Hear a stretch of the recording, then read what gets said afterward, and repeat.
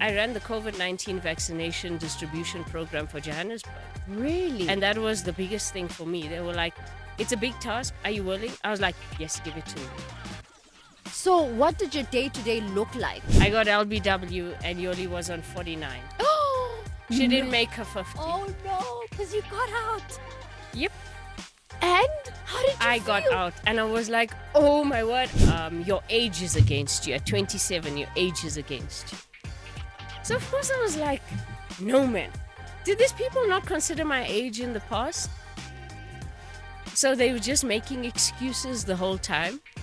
So of course at that point I was like, now my age, so I'm never going to make the team. My weight and the person next to me is half my weight. And we expected to run the same distance in the same amount of time. Is it even realistic? Can we get that part of it? Oh my God, she's 32 years old. Yes. She's too old to be playing for the Proteas. So why should we even bother looking at her? I still think I have a lot to give. I don't care about my age. I don't care what people think. I'm training and I'm ready for this. At any point, I'm ready to play.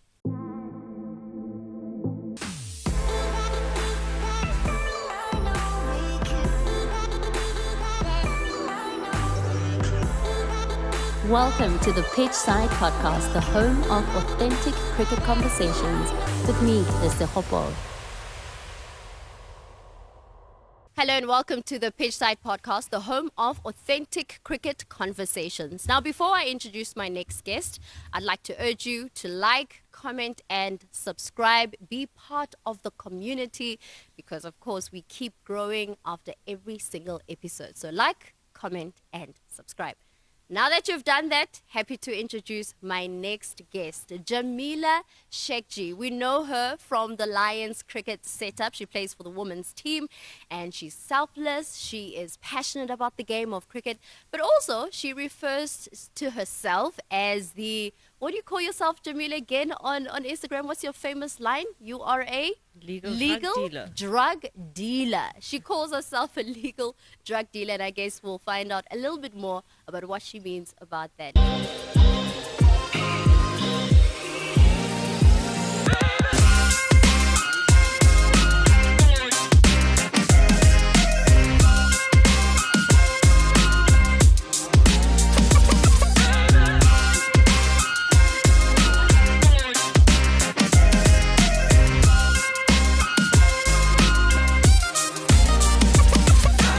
Ladies and gentlemen, I present to you Jameelah Shaikjee. I think it's long overdue that we're sitting and having this conversation. How are you feeling? No, I'm good, always. There's no point complaining about anything because what can you do? That's true. That's true. Okay, so I feel like we need a bit of an icebreaker. So I've brought out my cards. 30 seconds. Have you played 30 seconds before? That's the worst game of my life. Really? Are you not good at it? I suck majorly. Okay, well, this is a perfect platform for you to show us how much you suck at this game. So do you wonder, are you feeling comfortable explaining or being the one answering the questions? I'll explain. Are you sure? I think so. Okay. This is exposure. So 30 seconds. Let's go. Okay, the place where planes land. Airport. The one in London. Heathrow. Yes, there we go. The Afrikaans magazine for you. I know it. Huisgenoot. Yes, Yes. there we go. People win this, like Nelson Mandela won this. Oh, Nobel Peace Prize. Oh, time up. That's fine. Oh. That's 3. That's Okay, perfect. And I actually didn't do that bad. Not bad. Okay. That's quite shocking. I'm shocked Well done. because I struggle explaining. I struggle answering. were the It's like other I get two? stuck. The Rock. How were you going to explain The Rock? Isn't that a wrestler? Yes, it is. Best friends with I would. Kevin Hart. You see what I mean? I know too little of that. Okay, that's good. There you go. Okay, Nursery Rhymes starting with the second alphabet and Baba Similar- Black Sheep. Baba Yeah. Black Sheep. That's fine. A rugby tournament, and it's like what do Indian people eat? The food they eat. Curry Cup. Yeah. I got the rugby shirt. A brand of Come on. clothing. Yes, Adidas. Nike. No. It's man, male. Oh, it's called time. Wow. That's fine. 40%. So what was the We're answer? okay. Tommy Hilfiger. Then there was Route 66 Inkatha Freedom Party. Inkatha, yeah, IFP. I Road was in 66. KZN. Yini, Road 66. I was Yeah, going to be producer, like what is Road 66? Do you know? the party. No, I couldn't say the party. The political whatever. Political party. Can't say party. Okay, so you're not bad at this. KZN. You're not bad at 30 seconds. Maybe you must play with me more often. I don't know. That was pressure. That was real pressure. I don't think I feel that pressure out there. Like Really, nothing can amount to the pressure that you feel when you're in the middle, right? those cards give me a lot of anxiety. I think it gives When people everybody say, anxiety. let's play 30 seconds, I'm like, those who want to lose, please choose me. But I don't understand because you're a smart girl. I mean, you studied being a pharmacist. You're an academic. You I don't seem like well to regard read. myself as that, actually. Really. I'm a pharmacist, yes, but I took the very scenic route through university. You'll explain. Tell us. Well, I studied a 4-year degree, but I took 6 years, but I don't regret a second extra I spent there because it grew me. It made me the mature person I am today out there in the working world where people don't just walk over you because you're a younger person. I went out 2 years older than most of my friends that graduated. So I think I was better prepared. So I don't regret a second extra I spent there.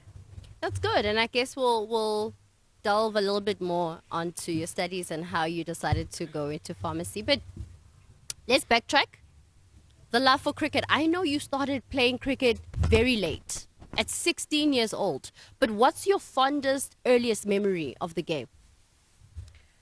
Oh, well, I actually don't know. I literally started very late in life. I was just messing around with the guys in class, and the coach was like, don't you want to try cricket out? Just attend our training sessions and let's see where you go from there. And yeah, I started scorekeeping for the team. I started training with them. And then he found out more about girls cricket for me. And I think that's where it is. But yeah, a memory up front at my cricket games is when I think I bowled Griselda Brits out for 90-something. And she was the Protea captain at the time. Wow. So, yeah, that was exciting for me because it was, I think, the first or second year I was actually playing senior provincial cricket. And everybody was like, do you even know who you just bowled out? I didn't know any players. I was just learning the game. But that memory, just tell us about just getting the ball. Do you even think about bowling plans? Are you just in the moment and the goal is to get a player out? Oh, well, then there were no plans. I can tell you that now. It was just about bowling decently. But now we actually have plans. We know more about the game because I didn't know much about the game. I was learning a lot. So I didn't know all the technical aspects to it. And as I played, I grew. I learned a lot. Now I know a lot more.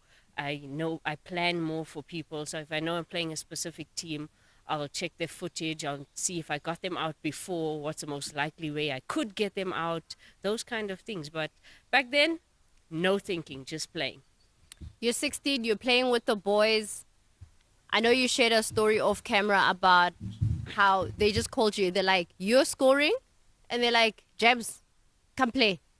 Yeah, well, I guess that's what happens. So you train with them, you're scoring for them, and then they're like, oh, we're short a player. Would you like to put whites on and play for us today? And I think it didn't stop. From there, it just went on. Guys, please let me know when there's space. I want to play. Let me know when you're training extra after school and stuff so I can be with you. And yeah, they were a bit of a tomboy, so I always had boys as friends. So they were always around. They're like, yeah, we're going to hit some balls. Let's go. Sure, I'm there. Do you remember that first game? Yeah, it was actually against one of the other high schools. And nobody knew I was a girl. It was quite funny because I had short hair and I wore a baggy shirt. And I didn't speak until after the game, so nobody knew who I was. And I think I took a really good catch, and they were like, somebody caught out the best batsman, and it's that person, but we don't know that person, and that's where it was. Wow. So, you need to share pictures with us, obviously, because we want to be able to see how much of a boy you look like. But then you transitioned. You played for you went to Coca-Cola Week about 3 years. You said. Well, the ladies is not the Coca-Cola Week; it's just under 19 provincial week. But yeah, I went 2005, 6, and 7. I played the under 19 week for KZN Inland. 2006, I was the vice captain. 2007, I was the captain of the team. I think it started then. As soon as I came to Joburg, I was like, okay, let me Google Lions cricket, got the phone number, phoned the office, who's the coach, where can I try out for the team? Because I did play them in the senior provincial setup. So I was like, okay, I'm here in Joburg now, I'm studying. I want to play cricket, what do I do? Literally, phone call, got the manager's number, went for trials. It was the first week of the trials. On the Thursday, they're like, we're playing Cape Town, we're playing Boland on Saturday. Can you meet us at the airport tomorrow? That was Thursday, Friday. I was flying with them. Ever since then, I've been playing for the Lions. 2008, February. How old were you back then? 18, turning 19 that year. That's crazy. You get to Joburg, you pick up the phone, and you call the manager, and they say, come through. Come for trials, come, let's see what you got. And clearly it was something. And you go to Cape Town, you're playing in Cape Town. First game for the Lions. Oh, it was lovely. We played against Boland, and I was actually selected as a batter back then. Okay. So I was batting at number 5, number 6, and maybe I was a second change bowler.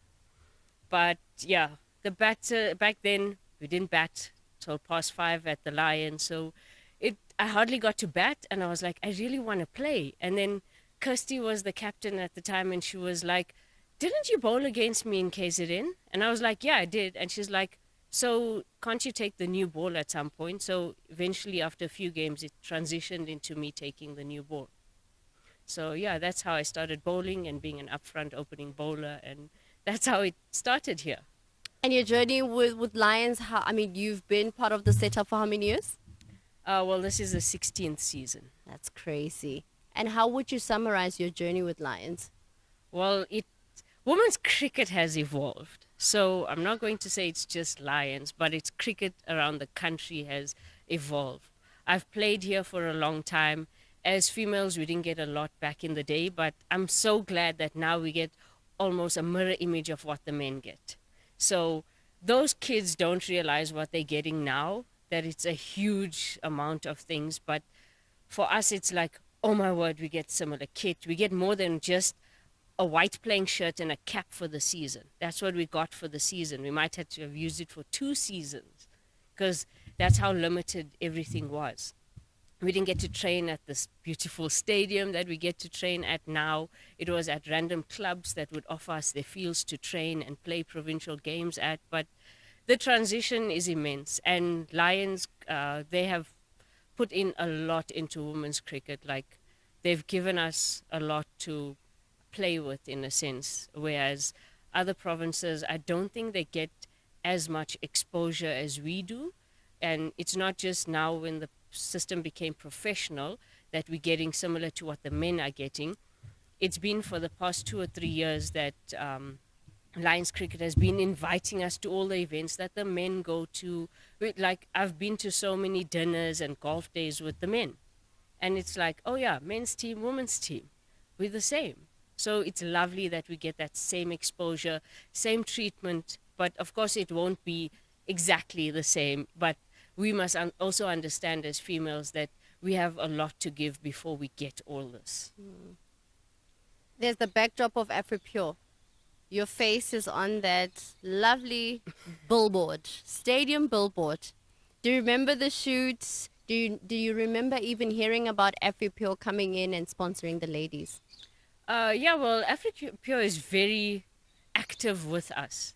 Like, you can see, they even put a thing, AfriPure, let women's cricket roar. Yeah. They put us all over the stadium on billboards and stuff. And it's crazy to think that, oh, I'm just a provincial cricketer. Next minute you drive into the stadium and you see yourself on a billboard and you're like, oh, I'm actually something. And AfriPure is actually giving us that exposure. The photo shoot was this year's photo shoot, and they added more, like this poster they added this year, but last year they added the ones with Buster and all of them on it as well, which is really nice. You drive in and you're like, oh, I actually mean something here.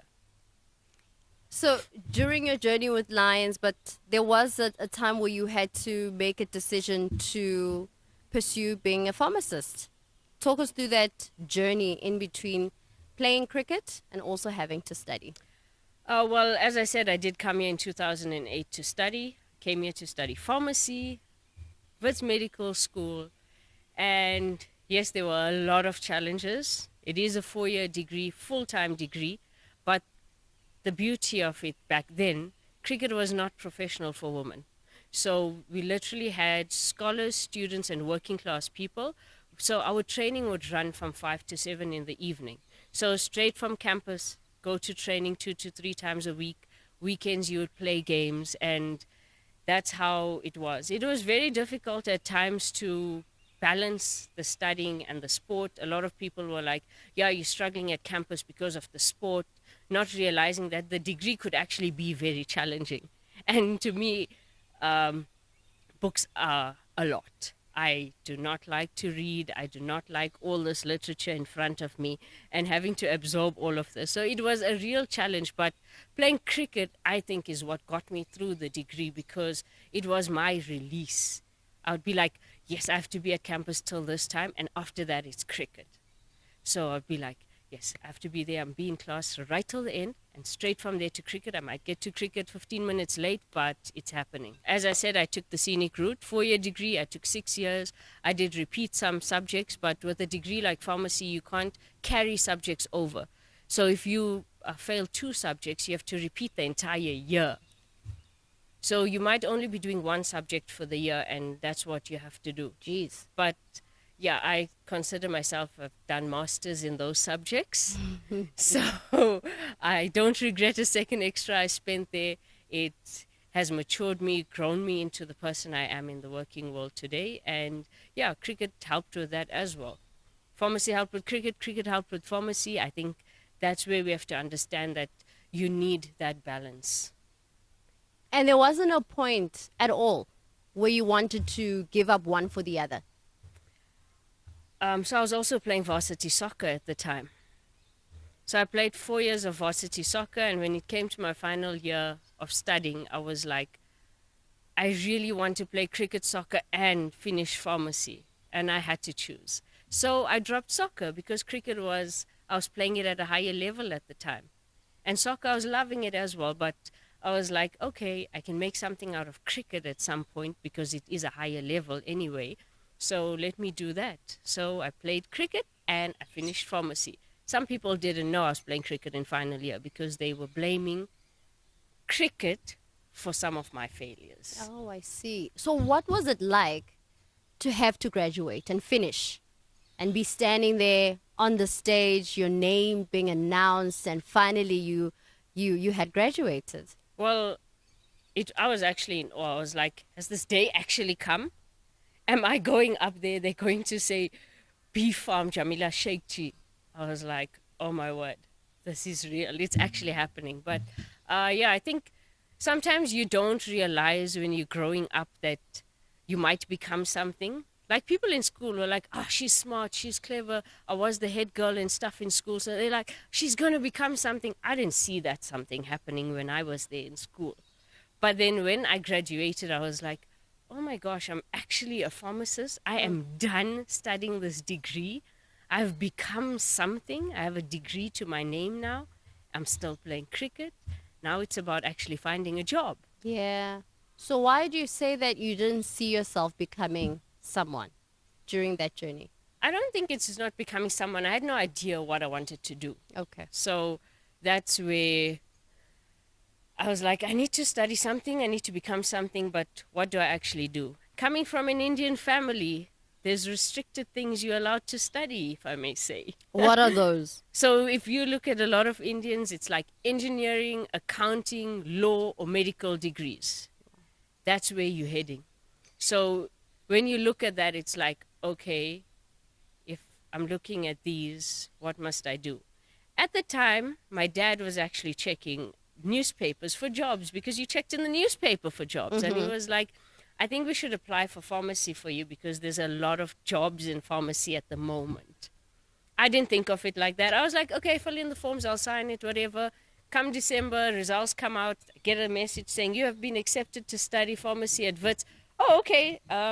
Mommy, Daddy, I think I'm going to do this next year.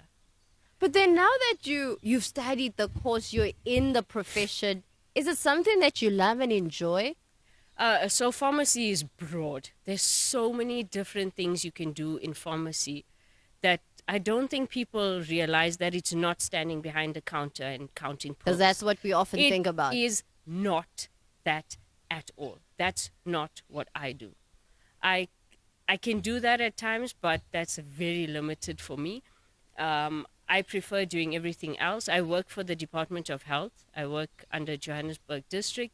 And the best part so far in this pharmacy journey, I've been working there for about 8 years. Wow. I ran the Covid19 vaccination distribution program for Johannesburg. Really? And that was the biggest thing for me. They were like, it's a big task. Are you willing? I was like, yes, give it to me. So what did your day-to-day look like in that role? At the time, people would not understand, but you had to be at work at like 6 o'clock to get vaccines dispatched by 7 for the vaccination sites to start working between 7:30 and 8:30. And then you had to wait for them to close, for them to return the vaccines. So during that busy time of that hype of vaccinations and trying to get those numbers done, I would often work 12 hours a day, Monday to Sunday. It was crazy, but I was telling someone today, actually, what actually kept me going. Like, my manager used to send me a screenshot of the numbers being vaccinated daily. Wow. And knowing that those vaccines are going through me every morning, I was like, oh my word, this is working out. I can see numbers increasing, so I'm actually doing something. Working extra is not just making me tired, it's actually doing something for Joburg. So it kind of felt like there was purpose behind it, and you were just not just doing a job. There was so much of purpose at the time. When I saw those numbers happening, I was just like, yes, Jams, you receive, you dispatch, pack those cooler boxes, get it delivered, do everything you can to get the vaccines out to as many sites as you can. So now you're playing cricket, you're working as a full-time pharmacist as well. What does your typical week look like? It can be very chaotic. So my job working hours is 7:30 to 4. Training starts on, when we have afternoon training, it starts at 4 or 4:30 to about 7. So straight from work, I come to training. From here is when I go home, which could be 8 o'clock at night. Because it's a professional setting now, most of the time they're training during the morning. So I have to train on my own and have catch-up sessions later on. So I have to do work almost every day in order to make sure that I'm actually on the same level as the rest of the team. So it is difficult, but I like the challenge, and yeah, it's been nice. I enjoy it. Was there a point where you entertained the idea of wanting to take your cricket further? For example, wanting to play for the national side? Well, every cricketer's dream is to put on that green and gold, but I guess at some point you realize that you might not make it. The dream is still there. The goal is still there. It's just, it's in sight, but you never know if you're actually going to get there. But the thing is, I don't think we should stop trying, because when you stop trying is now when you put yourself in the back seat. So if you continue trying to make it that far, get that step ahead, I don't think that view will be out of sight. You might never reach it, but it's there in sight. So I don't think I've wanted to do that, but I was thinking of security in a sense. So I rather have a job, being able to put food on the table and stuff like that, and still play cricket. So yes, I can do that and play provincial cricket. So play provincial cricket the best you can for the longest you can while still having this full-time job. that's me. That's how I've seen it over the past few years, and hopefully it can still be like that for a while. But I mean, there's the reality of having to know if whether there's a possibility of having to break into the national side. And you have to come to terms with either that happening or that not happening. So as a cricketer, when do you have the hard conversation with yourself to say, I don't think it might be happening? So I think I was about 27 years old or 26, and we used to have these weeks in Bloemfontein. And we used to play these cricket weeks, and I did really well one of the weeks, right? I took a fifer and those kind of stuff. And so they chose like academy teams, and I was like, okay. So I just asked the coach, like, what do I have to do to get there? And he was like, okay, you need to get a bit fitter. So I said, okay. So I went back. I came back fitter and faster the next season. And then I asked somebody, okay, so now what happens? And they're like, your age is against you. At 27, your age is against you. So of course I was like, no, man. Did these people not consider my age in the past? So they were just making excuses the whole time. So of course at that point I was like, now my age, so I'm never going to make the team. Sure. Also I was like, okay, Jams, go back, be the best provincial player you can be for the longest amount of time. I didn't want that to be the setback to quit cricket. Why must I quit cricket? Because people think I'm too old. It's 8 years later and I'm still playing cricket, but I was too old then. So I think when it comes to females, they look at your age, but what I've realized as a player, I've actually only peaked at the age of 30. Really? That's when I started doing better, being able to do things better. I was fitter, I was faster. Like, I think that's when I grew into my body.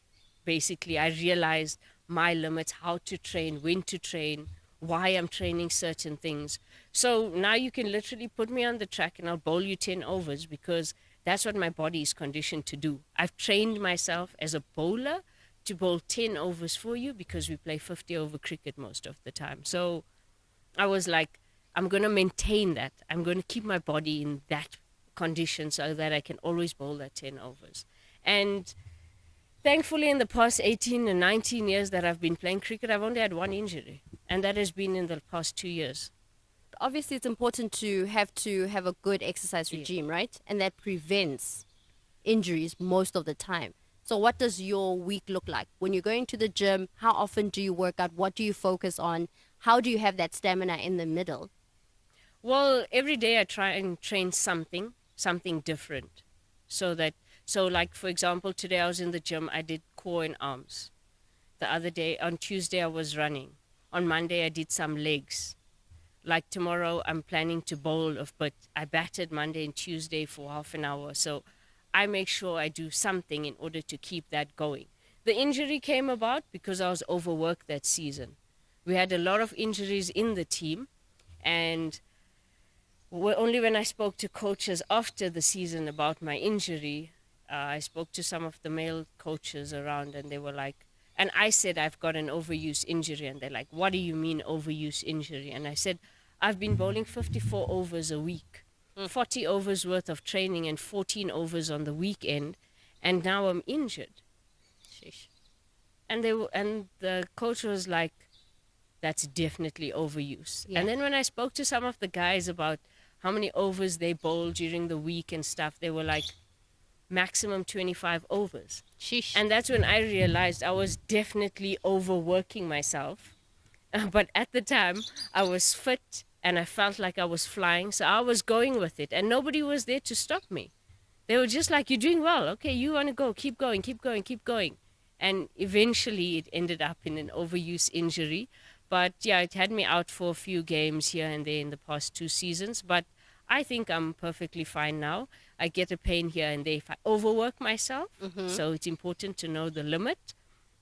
But yeah, I think because of the female game progressing, we didn't realize that we actually have to understand workloads of bowlers. How many overs should a female bowler bowl per week? So at the moment, I'm working on 32 overs compared to the 54 that I was doing, which is 22 overs more than what I'm currently doing. So now I just work on 32 max, and I try and stay in that line, in that range, to know that I am fit enough all the time. So you said at 30 you felt like you were in your peak. Where are you now? Oh, well, I think I'm still there. I peaked at 31 years old. That's when I felt I was flying through things. I was gaining momentum. At some point, I was like, I'm unplayable. But of course, people are not going to see this because, oh my God, she's 32 years old. Yes. She's too old to be playing for the Proteas. So why should we even bother looking at her? So I was like, yeah, I'll just try and be the best provincial player I can be and keep my name up there and let people know that I'm still there. Even though they don't want to see me, they don't want to select me, I don't care. I want to play cricket and enjoy myself playing cricket. I love that. I really love that because oftentimes you see domestic players that always have this grand vision, which isn't wrong, to always play for the national side.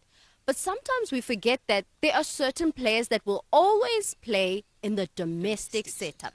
Always. I call them professional domestic cricketers. I know you've said it before. Say it again. They are professional domestic cricketers, and we need to look after those people. Yeah. We shouldn't be putting them aside because they might never make the Proteas, because you don't want a team full of Proteas, because when those Proteas are gone, who plays for your domestic team then? So you need to have that core of your professional domestic players. Bonus to have your Proteas. But also, those players should always just be fully present in the domestic team like you are, because you're passionate, you love it. You're even giving time and your expertise to younger players that are coming in the setup, aren't you? Yeah, I do a bit of coaching. I've coached under 13 and 15 over the past years. I love it, and I'll do anything. I'd be like, I even told some of the girls, if you're at school and you want somebody to throw balls to you, check with me in the afternoon. If I'm available, I'll come and chuck balls to you, because I see something, but maybe nobody wants to work with you at the time because you're not that star. Because we always want to say, coaches, they always tend to lean towards stars and work with those stars, like the stars are going to give them names. That's how I've seen, like, coaches always gravitate towards the Proteas. Oh no, I'm coaching a Protea, I don't have time for you, or something to that effect. And you're like, okay. So that's why I think it's important. Like, I see myself as mentoring youngsters. So if there's kids that want any assistance, I always tell them from the emerging team, under 19, under 16, under 13, I'm like, if you ever need some help and you have some time and I'm available, I'm here for you. I haven't told an under 10 kid last year. Wow. We had a regional for under 10, 11, and 12. And I told her, yeah, if you ever decide and you want to work with me a little bit, let me know. Because she was so excited to meet me. And yeah, I play for the Lions and all of this. And I was like, you know what? Let me appear at their games. And I was like, let me throw some balls for you. If you want to train a bit extra, if you feel you don't want to train with the male coach at the club, let me know. If you decide, we can have a small session. It's encouraging, I think, to know that you as a senior player, you want to give to the youngsters. They look up to us, but are we willing to give? What are we willing to give back to them? Wow. Or what are we willing to give back to the game that has given us so much nowadays? Well, it's giving us a lot at the moment. So we also need to appreciate it and give back. Give back somehow, whether it's coaching, whether it's just mentoring, talking to kids. That's how I see it. And a lot of parents, they're like, look at Jam, she's a pharmacist and a cricketer, go and do your homework. And I'm like, okay. And then I explain to the kid, understand your parent, they only want what's best for you. Now, because I'm in between the kid and the parent, the kid might hear me more than they hear the parent. So I always tell some parents, you know what? If you want to get something through to this child, why don't you throw it in my ears? When I have a walk with them or whatever, I'll also just chuck it in and say, you know what, why don't you think of things differently? Yeah, you want to study that, but your parents want you to study this. This is the reason why they want you to study it. So if you go and study what you want to study or do what you want to do, you have to do so well at it that they never throw it in your face. And they're like, oh, is that what it's about? And I was like, yes, that's what it's about. So go and study what you want to, but be successful in it. Yeah. Make sure you're successful in it. That's amazing. So, how many seasons do you think you still have with the Lions? I have no idea, but I would like to think I can go till I'm 40. I would like to think that. Jams, really? But even if I don't, there's club cricket and there's coaching. So it's not that I will be out of cricket, but I do see myself going for a few more seasons. Whether it's at Lions or a different union, who knows? But I do see myself playing provincial cricket because I still think I have a lot to give. I don't care about my age. I don't care what people think. I'm training and I'm ready for this. At any point, I'm ready to play. And what's your relationship like with fitness tests? Those things, I hate them. I don't work. I love fitness tests. I cannot stand them because I don't think they accommodate every player. Tell us more. So as I told you, I've conditioned my body to bowl 10 overs. I can bowl the 10 overs. I can stand for you for the 3 hours. I can even bat for you for quite a long amount of time if needed, right? But then the fitness test comes along and they're like, no, you have to pass the fitness test. And I'm like, okay, so we can just bring somebody off the street who can run the 2K in 10 minutes, but they can't even bowl. Is that what you're trying to say? So are you going to play people that can run better or that have more skill? Yes. Or are we going to have a balance? So I think they need to find a balance. So I did speak to trainers at some point and I was like, okay, why is the 2K so important? Why can't you check weights and those kind of stuff? So weights as in if I can lift a certain amount of weight. So if you use 50% strength and 50% speed, where does Jam stand then? Does she stand at around 60 or 70%, or does she still stand at the 40% failing because of the speed issue? Because those same people that could run as fast as lightning, Yes. they might not be able to pick up the weights. So did we ever look at it in that sense? And we actually need a bit of both of it. So we need to find, I think, that balance. Yes, we need to be fit as we are athletes. Yes. We need to have some sort of fitness level, but it needs to be customized per an individual. And so when you share these thoughts, how is it received? I'm not entirely sure. Some people take it positively, some don't. They like, this is a standard and it needs to be done and it's a mandate and we must work with it and all of that. And I'm like, okay, but my weight and the person next to me is half my weight. And we expected to run the same distance in the same amount of time. Is it even realistic? Can we get that part of it? Like, yes, I'm a bigger person, but I'm a pace bowler. And I've been doing this, carrying my body for the past 19 years. I'm sure fitness was never an issue in that sense. My relationship with fitness was like, as long as I can bowl my 10 overs, I'm good to go. So the day that I couldn't bowl the 10 overs, like when I was injured, I was like, I'm not ready. I'm not fit enough. So to me, fitness is being conditioned to perform the tasks you need to do on the field and not just being able to run a 2K or to goblet squat half your weight or those kind of things. So I think we need to look at a holistic view of fitness and not just one directional thing where everybody needs to look a certain way because you're an athlete. Athletes are different. Sure. They are built differently, and we need to consider that, I think. Like, I don't understand why I have this negative relationship with the 2K, but I used to play varsity soccer. I still don't understand that at that time there was no such a thing as fitness, but I was running kilometers playing soccer. Twice a week we used to play games and we used to train for 3 times a week, and running never affected me until they were like, oh, 2K is a thing. And then it's like, when I start running, my shoulders tense up. Everything just happens. Is it like a mental thing then? I think so. I definitely think so, because how can you do everything, but then when you come to run, you're like, oh, shucks, what is happening to my body? It's getting stuck. It doesn't want to move. So, yeah, I think it's just that. But players coming up, should rather work on those things to eliminate it from being the negative thing in their careers going forward. Got it. So always when I talk to kids, I'm like, just make sure you run a bit, guys. Do some running. Make sure you can run a 2K. Better the time every time you do it. Even though I can't better it that much all the time, I'm like, you can do it. You can try this. You can try that. And yes, I'm working towards getting it right. And if I get that formula to get it right, it's going to change lives for other kids. I can tell you that now. Because I was like, use me as a guinea pig. If you can get me to that level, it means you have something to work with for everybody else who is, I won't say overweight, I would say the bigger size players. Yes. They have a lot to give you, but that fitness might be the problem. Well, not fitness, the 2K. I'm just not going to say the fitness. Fitness is not what works for me. So what's your time in that 2K at the moment? At the moment, it's 12 minutes, 18 seconds. And it's I supposed did to run be? it at 10:15. It needs Okay. to be. Jeez.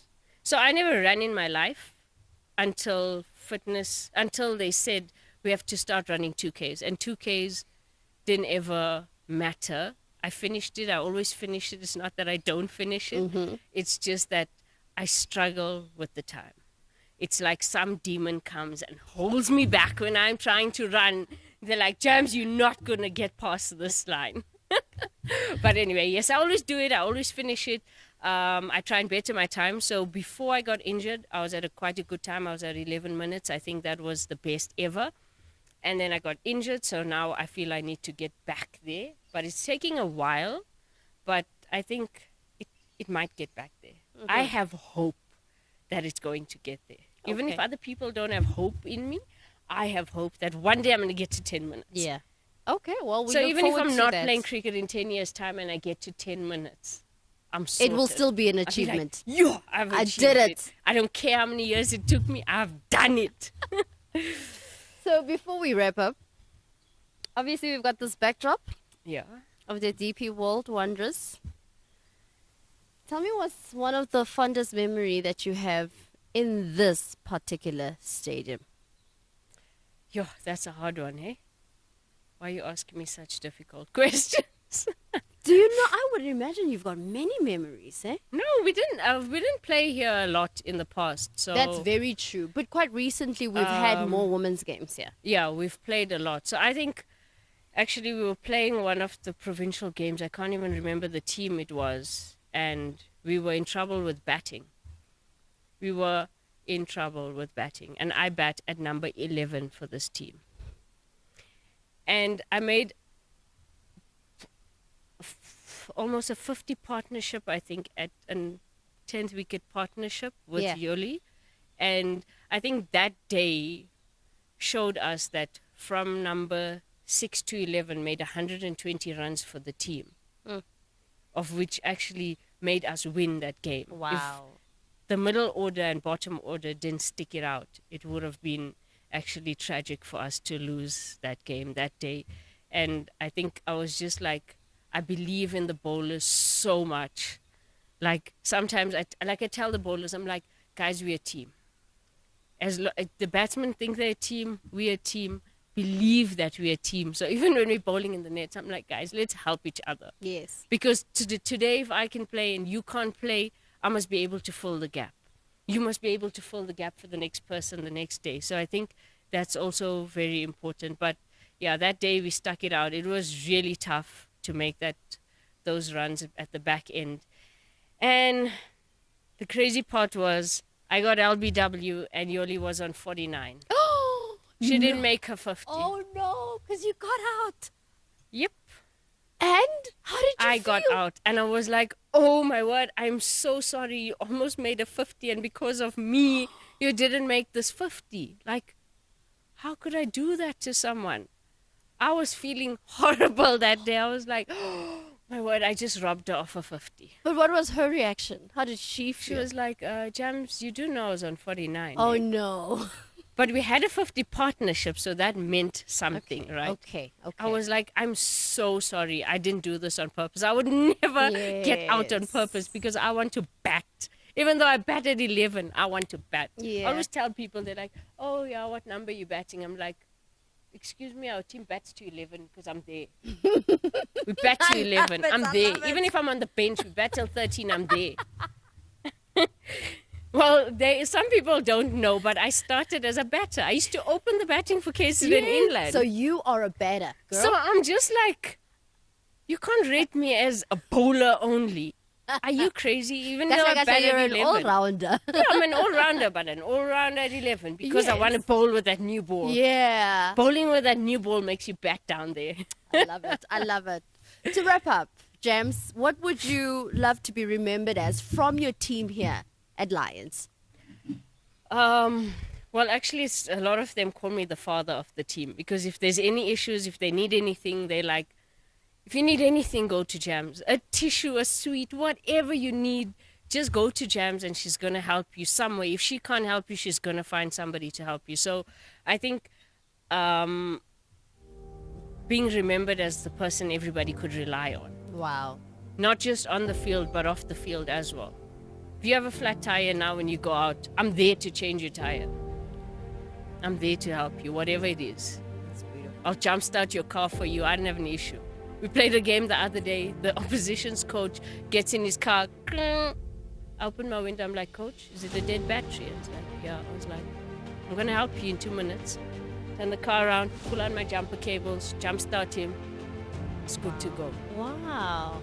I think amazing. you must be that. That's why I'm not just an all-rounder on the field. You're an all-rounder in life. That's who you need to be. An all-rounder in life, being able to do anything and everything that's thrown at you. Take those challenges head on, no matter what they are. Wow. Drops mics, walks off stage. All of them. All of them. And that was Jameelah Shaikjee, everybody. If you need some motivation, you know who to call. If you need your tire changed, anything whatsoever, she is the person to call. What a great conversation. Thank you for coming through. It's a pleasure. Thanks for having me. And tell everybody to like, comment, and subscribe. Please like, comment, and subscribe to this page. Because it is amazing. Oh, yes. Of course it's amazing. Like, comment, subscribe to this amazing page, please. Yes! Thank you. And that wraps up our conversation with Jameelah. I'll see you guys on the next episode of the Pitchside Podcast.